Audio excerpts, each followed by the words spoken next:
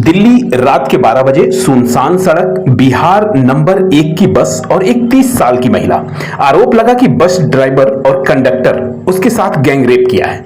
लेकिन जैसे जैसे पुलिस जांच आगे बढ़ी, कहानी में ऐसा ट्विस्ट आया जिसने हर किसी को चौंका दिया। क्या यह सचमुच में गैंगरेप का मामला है या फिर पैसों के विवाद के बाद रची गई कोई कहानी? आखिर क्यों महिला ने आरोपियों के ही फोन से पुलिस को कॉल किया? क्यों वो मेडिकल करवाने से बचती रही? और क्यों पुलिस इस केस में हर कदम फूंक फूंक कर रख रही है? नमस्कार, मैं धर्मेंद्र आपका स्वागत करता हूं धर्म क्राइम स्टोरी में। आज हम इस पूरे मामले की हर परत खोलेंगे, शुरुआत से लेकर अब तक वो सारे सवाल जो इस केस को और ज्यादा रहस्यमयी बना रहे हैं। दिल्ली में एक बार फिर महिलाओं की सुरक्षा को लेकर बड़ा सवाल खड़ा हो गया है। 31 साल की महिला आरोप लगाती है कि उसके साथ बस में यानी बस के अंदर जो है उसका गैंगरेप किया गया है। आरोप था कि बस का ड्राइवर और कंडक्टर उसे सुनसान इलाके पे ले गए और फिर उसके साथ जबरदस्ती की। बताया गया कि महिला देर रात अपने भाई की फैक्ट्री से लौट रही थी। उसी दौरान वह इस बस तक पहुंची। इसके बाद बस को नांगलोई इलाके की तरफ ले जाया गया। करीब 7 किलोमीटर तक बस घूमती रही, लेकिन बाद में पुलिस जांच में सामने आया कि घटना चलती बस में नहीं हुई थी, बल्कि बस को एक जगह खड़ा करके यह सब हुआ था। जब यह खबर सामने आई तो पूरे इलाके में सनसनी फैल गई। दिल्ली पुलिस हरकत में आई, बस को सीज किया गया, ड्राइवर और कंडक्टर को हिरासत में लिया गया। लेकिन असली ट्विस्ट तो इसके बाद शुरू हुआ। जब पुलिस ने ड्राइवर और कंडक्टर से पूछताछ की तो उन्होंने जो कहानी बताई उसने जांच की दिशा ही बदल दी। आरोपियों का कहना है कि महिला खुद उनके पास आई थी। उनका दावा था कि महिला ने सेक्सुअल फेयर के बदले में पैसे की बात की। सूत्रों के मुताबिक करीब 3000 में डील तय हो गई। इसके बाद बस के अंदर महिला और दोनों आरोपियों के बीच संबंध बने, लेकिन यहीं से कहानी पलट गई। आरोपियों का कहना है कि बाद में सिर्फ 1500 ही दिए गए, बाकी पैसे को लेकर झगड़ा शुरू हो गया। महिला गुस्से में आ गई और फिर उसने आरोपियों के ही फोन से पुलिस को कॉल कर दिया। अब सोचिए, अगर किसी महिला के साथ जबरदस्ती हुई हो तो क्या वो आरोपियों के फोन से आराम से पुलिस को कॉल कर पाएगी? यही पहला सवाल पुलिस के दिमाग में भी आया। और दूसरा सवाल तब उठा जब महिला मेडिकल जांच करवाने से बचती रही। बताया गया कि महिला बार बार कह रही है कि मेरे 4 बच्चे हैं, पति टीवी से पीड़ित हैं, मुझे जल्दी घर जाना है।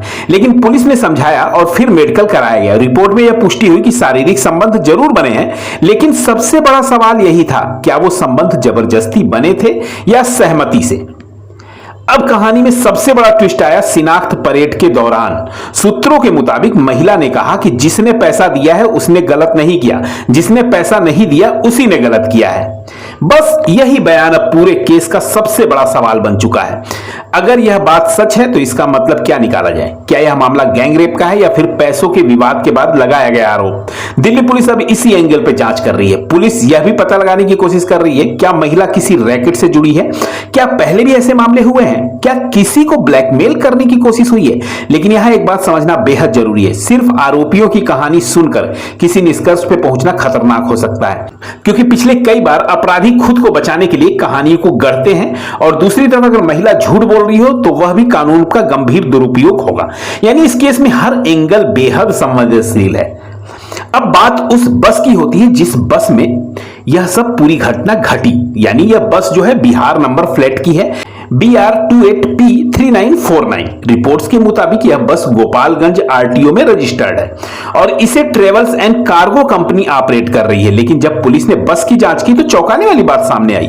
इस बस पे पहले से 36 चालान थे, करीब 1 लाख का जुर्माना बकाया था। बस में टिंटेड ग्लास लगे हुए थे। निर्भया कांड के बाद दिल्ली में ऐसे काले शीशों पे सख्त रोक लगी है, लेकिन इसके बावजूद बस सड़कों पे दौड़ रही थी। बस में इमरजेंसी एग्जिट भी नहीं था। अब बड़ा सवाल, इतनी बड़ी खामियों के बावजूद यह बस आखिर दिल्ली की सड़कों पे कैसे चल रही थी? क्या ट्रैफिक विभाग सो रहा है? क्या नियम सिर्फ आम लोगों के लिए हैं? अगर यह घटना सामने ना आती तो शायद यह बस भी आज सड़कों पे दौड़ रही हो।